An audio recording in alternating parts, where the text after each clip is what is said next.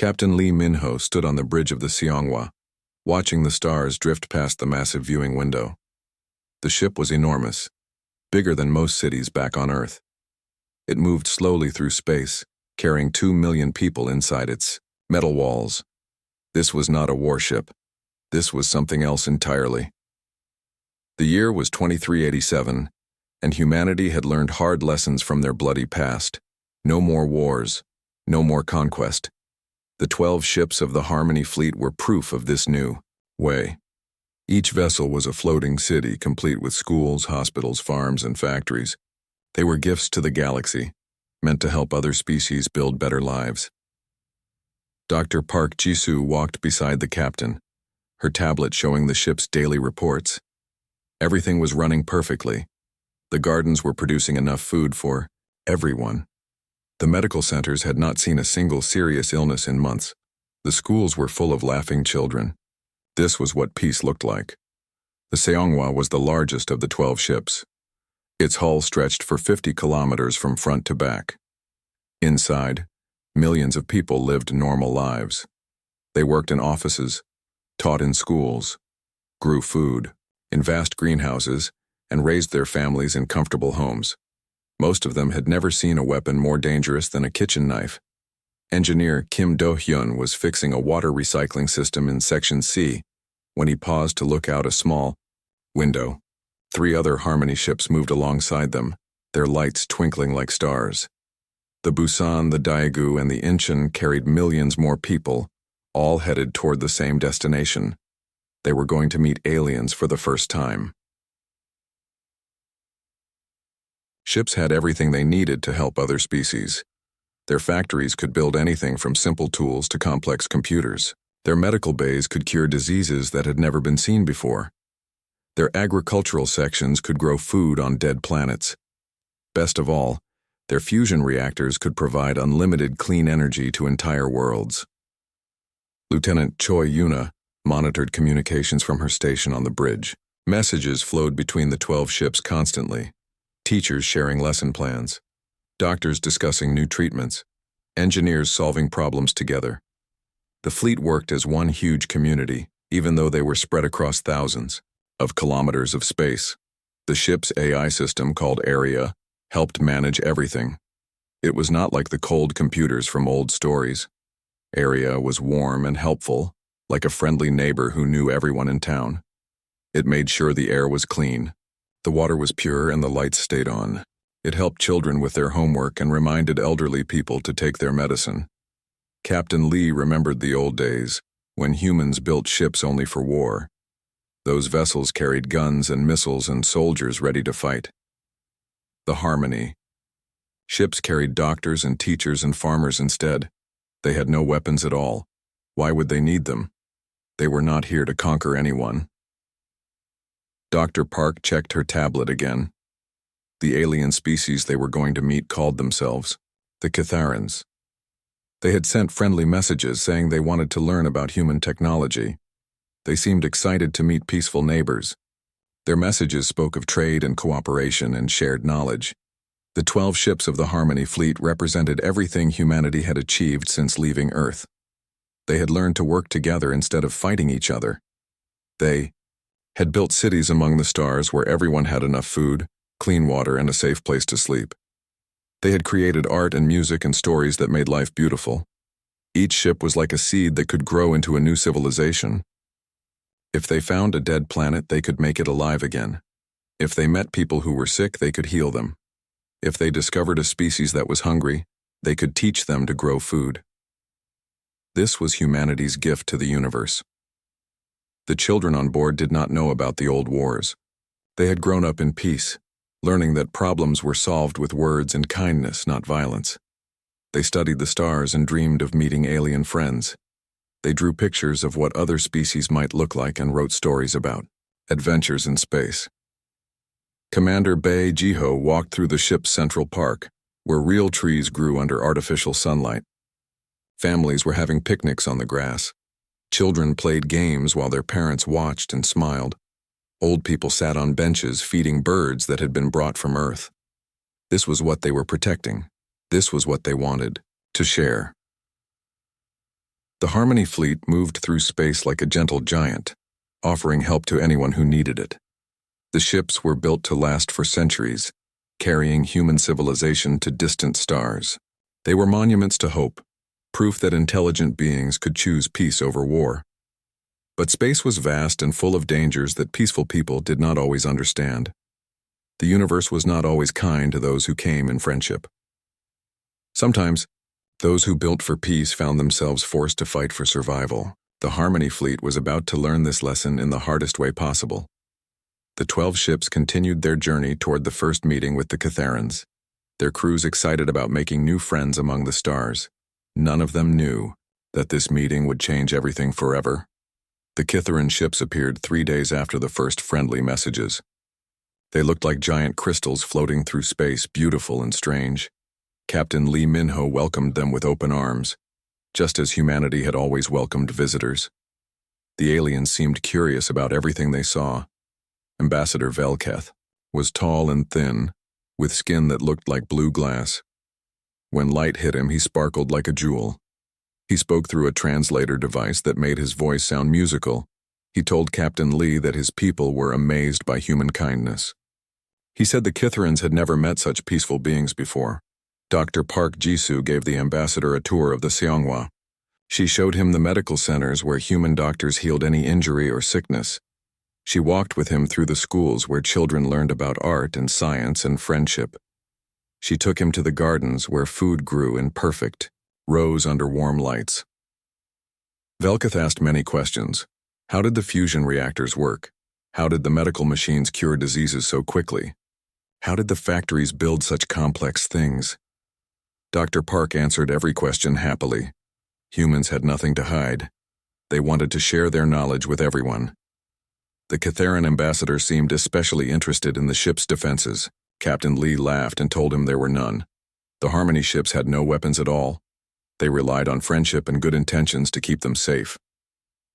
Velketh looked surprised by this answer.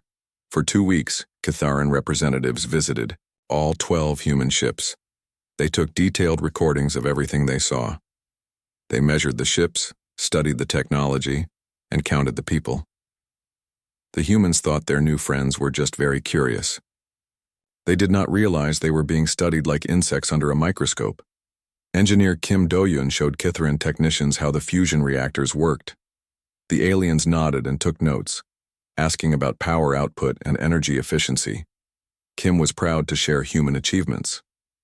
He explained how these reactors could power entire planets without creating any pollution. Lieutenant Choi Yuna noticed something strange in the alien communications. The Catharans were sending coded messages back to their home worlds, but she could not understand what they were saying. When she asked about it, Velketh explained that they were just sharing the wonderful news about meeting humans. Yuna accepted this explanation. The Catharan Empire was actually 40 systems strong, with billions of people spread across many worlds. They had been watching humanity for months, studying human colonies from a distance. What they saw was a species that seemed soft and weak, with technology that could be easily taken. The Catharans had built their civilization on conquest. They took what they wanted from weaker species. They had destroyed dozens of alien races over the centuries. When they looked at humans, they saw only resources and tools and slaves. The idea that humans might resist never occurred to them. Ambassador Velketh sent his final report to the Catharan war fleet. The humans had no weapons, no defenses, and no understanding of real danger. Their technology was advanced, but they were too trusting to protect it properly. The 12 Harmony ships would make excellent prizes once their crews were dealt with. The attack came without any warning at all. Captain Lee was having breakfast with his family when the alarm started screaming. The ship's communication system crackled to life with terrible news. Human colonies throughout space were under attack. Cities were burning. People were dying by the millions. Dr. Park ran to the bridge and watched the screens in horror. New Busan, a beautiful world where 3 million humans lived, had become a ball of fire. The Catharan fleet was using weapons that turned entire planets to glass. There was no time to evacuate, no time to send for help. The colonies were simply gone. Engineer Kim received reports from his home world of New Seoul. Kither and ground forces had landed and were rounding up survivors. The aliens were taking humans as slaves, loading them onto transport ships like cargo. Families were being torn apart. Children were crying for parents they would never see again.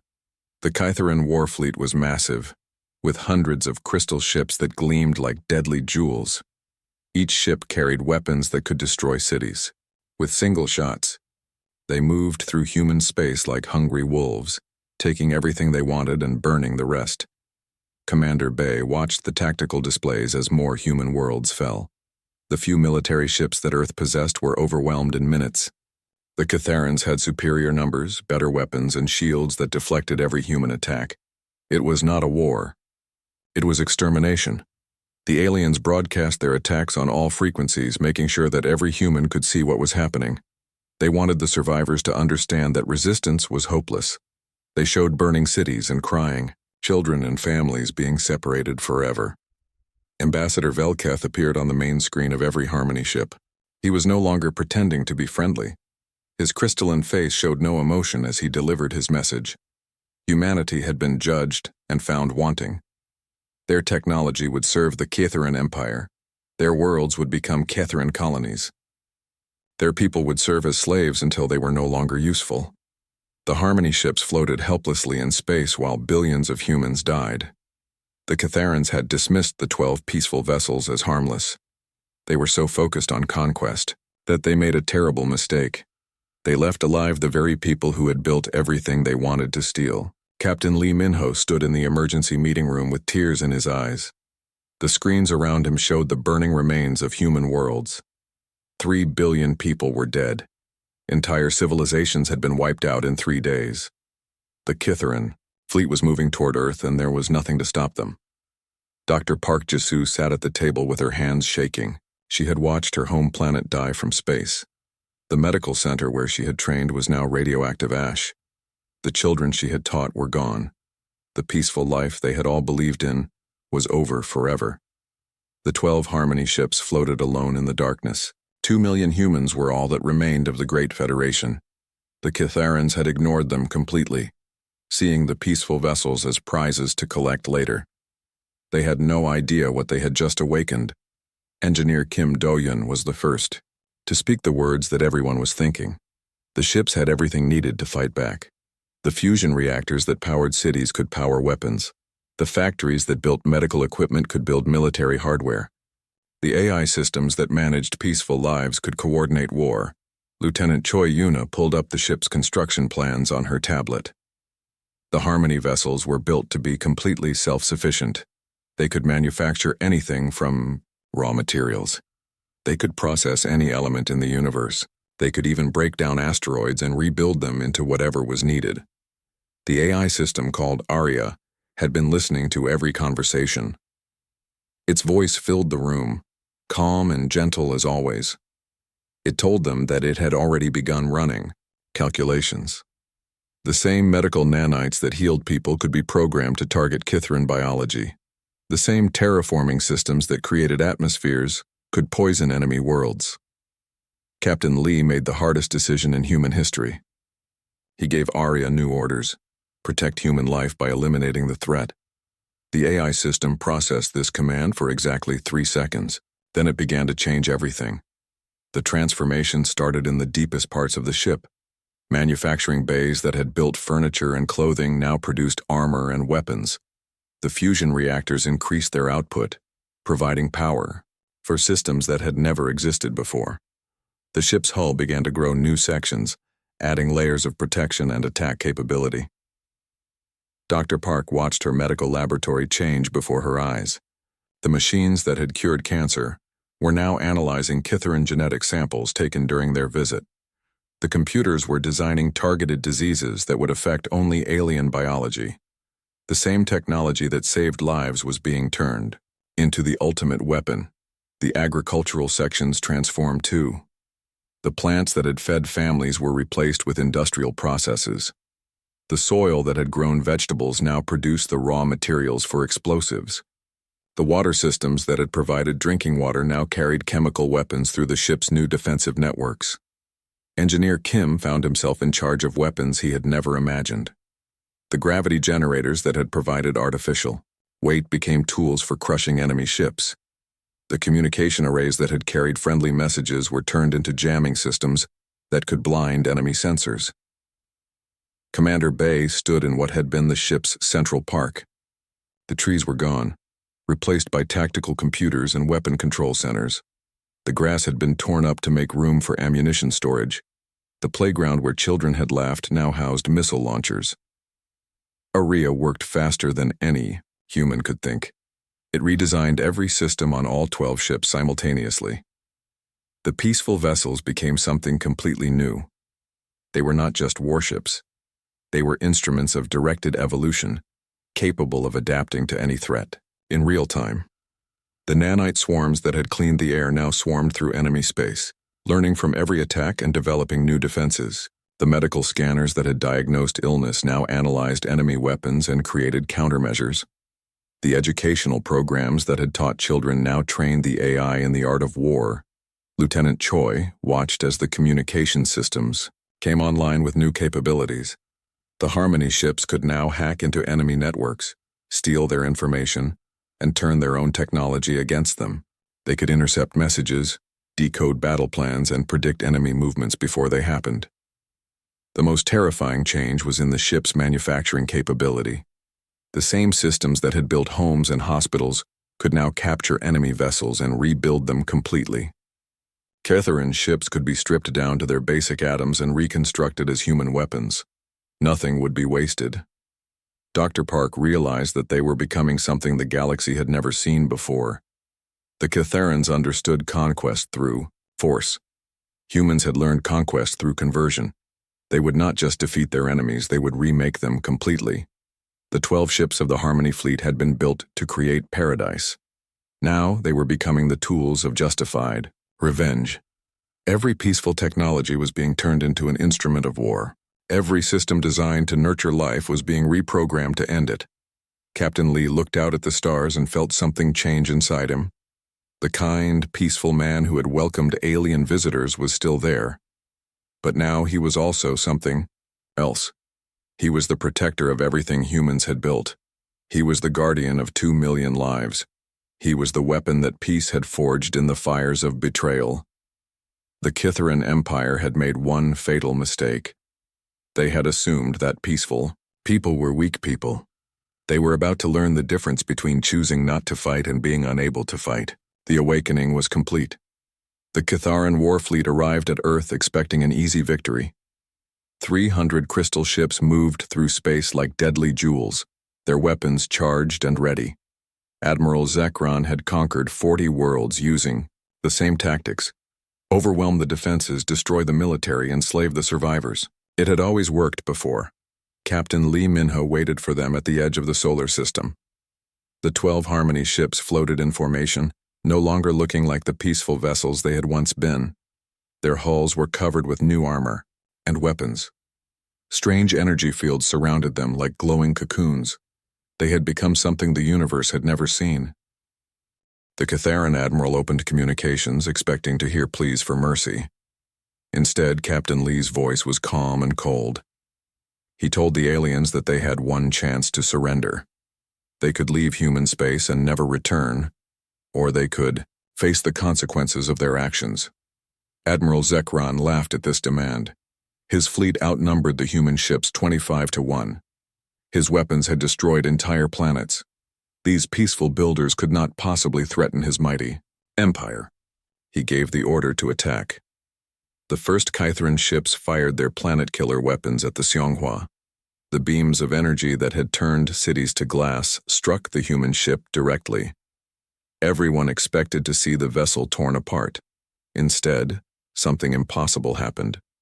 The energy was absorbed completely, making the ship glow brighter. Dr. Park Jisoo watched from the bridge as her ship ate the enemy attack. The same fusion reactors that had powered peaceful cities now fed on the Catharan weapons. Every shot made them stronger. Every attack gave them more power to fight back. The Xianghua responded with weapons that defied understanding. Clouds of nanites erupted from its hull.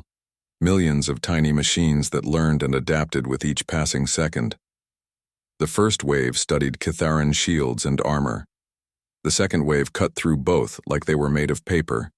Engineer Kim Do-hyun controlled gravity weapons that twisted space itself. Kitharan ships found themselves crushed by forces they could not see or understand. Entire squadrons were compressed into balls of metal and crystal, their crews dying instantly. Lieutenant Choi Yuna coordinated electronic warfare systems that invaded enemy computers. The Kitharans watched in horror as their own ships turned against them. Weapons fired on their allies. Navigation systems sent vessels crashing into each other. Communication networks spread viruses that paralyzed entire fleets. The battle was not really a battle at all. It was a demonstration of what humans could become when pushed beyond their limits. The Kitharan ships that had destroyed worlds were torn apart by forces they had never imagined. Their superior numbers meant nothing when they could not hit their targets. Arya coordinated all 12 human ships as one massive weapon. When Kitharan vessels tried to escape, they found their paths blocked. When they attempted to call for reinforcements, their messages were intercepted and changed. The AI system that had once managed peaceful lives now managed perfect destruction. Commander Bay watched as captured Kitharan ships were rebuilt in real time. The same manufacturing systems that had created homes and hospitals now stripped alien vessels down to their basic atoms. Within hours, Kitharan technology was being turned into human weapons. Admiral Zekron tried to retreat, but it was too late. The human ships followed his fleet deeper into Kitharan space, growing stronger with each victory. They did not just destroy enemy vessels. They consumed them, learning from every piece of technology they captured. The first Kitharan colony world fell within a week. The humans did not use planet-killer weapons. Instead, they used something far more terrifying. They began to change everything. The atmosphere was slowly altered to favor human biology. The cities were rebuilt according to human designs. The population was relocated to areas where they could be monitored and controlled. Dr. Park stood on the surface of New Kithra, breathing air that had once been toxic to humans. The terraforming systems had worked perfectly, turning an alien world into something that could support human life. The crystalline cities of the Kitharans were being torn down and replaced with structures that served human purposes. The Kitharan Empire sent more fleets, but they all met the same fate. The 12 human ships had become something beyond warships. They were instruments of directed evolution, capable of remaking entire civilizations. Every battle made them smarter, stronger, and more dangerous. Engineer Kim watched as Kitharan prisoners were processed through the ship's medical systems. The same technology that had healed human diseases now ensured that aliens could survive in human-controlled environments. They were not killed. They were converted, changed into something that could serve the new order. The speed of human conquest shocked the galaxy. Worlds that had taken the Kitharan centuries to build were transformed in days. The same technology that had created paradise for humans now created prison planets for their enemies. Every system that fell was rebuilt to serve human purposes. Captain Lee stood on the bridge of his ship as they approached Kithara Prime, the alien homeworld. 3 billion Kitharans lived there, including the leaders who had ordered the genocide of humanity. The planet-killer weapon was ready. One command would turn their world to glass just as they had done to human colonies. The choice now belonged to the survivors of a peaceful species that had been forced to become something else entirely. Captain Lee Minho stared at the blue and silver planet below. Kithara Prime was beautiful, with crystal cities that sparkled in the light of twin suns. 3 billion aliens lived there, including the leaders who had ordered the death of humanity. His finger hovered over the weapon control that would turn their world into burning glass. Dr. Park Jisoo stood beside him, watching the tactical display. The planet killer was fully charged. One touch would end the Kitharan species forever, just as they had tried to end humanity. It would be justice. It would be revenge. It would also make humans into the same monsters they had fought against. The bridge was silent except for the soft hum of computers. Every person there had lost someone in the alien attack. Engineer Kim Do-hyun had watched his homeworld burn. Lieutenant Choi Yuna had seen her family turn to ash. Commander Bay had lost his wife and children. They all wanted the Kitherans to pay for what they had done. Arya's gentle voice filled the room. The AI system had calculated every possible outcome. Destroying Kythera Prime would eliminate the threat permanently. It would also send a message to every species in the galaxy that humanity was not to be crossed. But it would make humans into conquerors instead of builders. Captain Lee closed his eyes and remembered what the Harmony Fleet had been created for. They were meant to help other species, not destroy them. They were supposed to be teachers and healers, not judges and executioners. The peaceful man he had been was still inside him, fighting with the weapon he had become. Dr. Park looked at the medical data on her tablet. The Kytherans were not evil by nature. They had simply built their civilization on conquest because that was all they knew. Their children were taught that strength came from taking what others had built. They had never learned that creating was better than destroying. The choice came down to a simple question. Would humanity become the monsters that their enemies expected, or would they find a better way? Captain Lee thought about the children who had played in the ship's gardens before the war began. What kind of galaxy did he want them to inherit? He pulled his hand away from the weapon controls and gave new orders. The Harmony Fleet would not destroy Kythera Prime. Instead, they would rebuild it. They would show the galaxy that humans were still builders, even when they had every reason to become destroyers. The 12 ships descended through the alien atmosphere like falling stars. But instead of bringing death, they brought transformation. The same technology that had turned Kytheran worlds into human colonies now began the greatest construction project in galactic history. Engineer Kim supervised the atmospheric processors as they began changing the air itself. The toxic gases that Kytherans breathed were slowly replaced with cleaner mixtures. The acid rain that fell from their skies became pure water. The poisoned soil was cleaned and made fertile again. Dr. Park established medical centers in every major city. The Kytherans had never experienced healing without pain, medicine without side effects, or surgery without scars. Human medical technology seemed like magic to them. Diseases that had plagued their species for thousands of years were cured in days.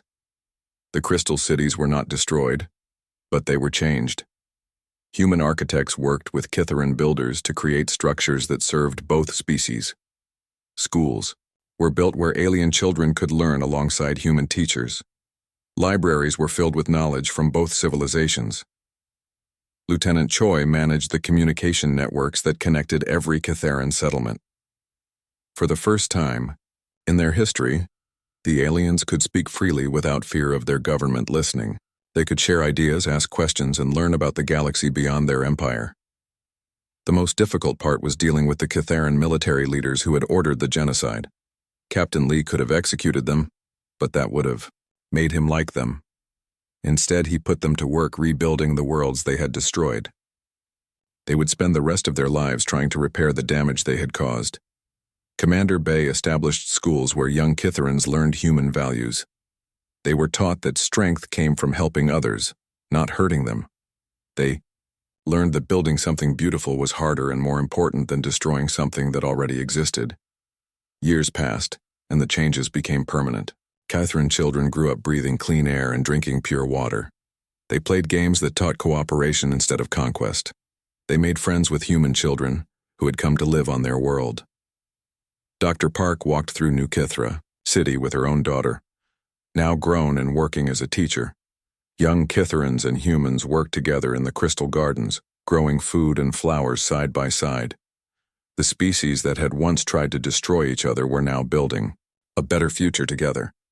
The galaxy watched in amazement as the human experiment succeeded. Other species began to ask for help from the Harmony Fleet. They wanted to learn how to build instead of fight, how to create instead of conquer. Humanity became teachers to the stars. Engineer Kim stood in the observation deck of the Seonghwa, now orbiting a world where former enemies lived as friends. The ship still carried weapons, still had the power to destroy planets. But it chose to build gardens and schools instead. Captain Lee was older now, his hair gray and his face lined with years. But his eyes still held the kindness that had welcomed alien visitors so long ago. Humanity had been tested by fire and chosen to remain human. They had been built for peace, unleashed for vengeance, but returned to their true purpose as builders of tomorrow.